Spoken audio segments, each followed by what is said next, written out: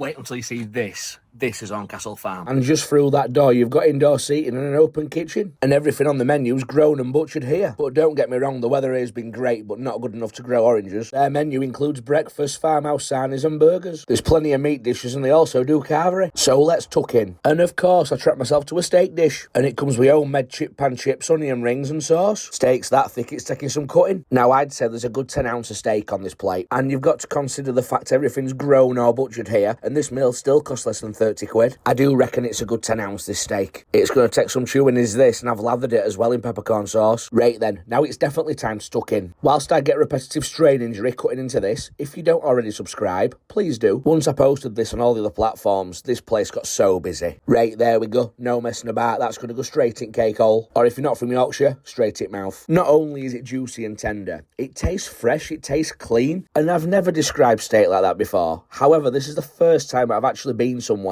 When you drive past the cows on your way in, you know that's what you're going to eat. You may or may not be able to see, but I like my steak medium rare. How do you like yours? Write it in the comments. Now, this steak's not only up there with one of the best that I've had, the actual venue itself's up there as well. It's so unique and it's great that it's so local to me. It's literally 15 minutes drive from where I live, and to be honest, I didn't even know this was here. When I first got asked to come here, I had to literally Google where it was and what it was. And oh boy, I'm glad I did. And so's most of the local area, because this place is now definitely on the map. I mean, come on, just look at the size of them onion rings. It's genuinely a good job you only get 3, otherwise I'm rolling out of here. Oh, I thought she were going to come over and ask if my food was alright. Well, don't come just yet, I've not got my mouth full. I don't know what fertiliser they use here, but by heck, everything's extra large. Now, before I tuck into chips, I've got a rumour to share with you. Horncastle Farm are actually one of the suppliers to Walker's Crisps. Now, if that is true, these chips better be banging. And I tell this summer, I don't rave about chips, but that rumour must be true because they are absolutely phenomenal. And to make it extra tastier, I'm going to mop it up in that peppercorn sauce. This is what I really struggle with as a food reviewer.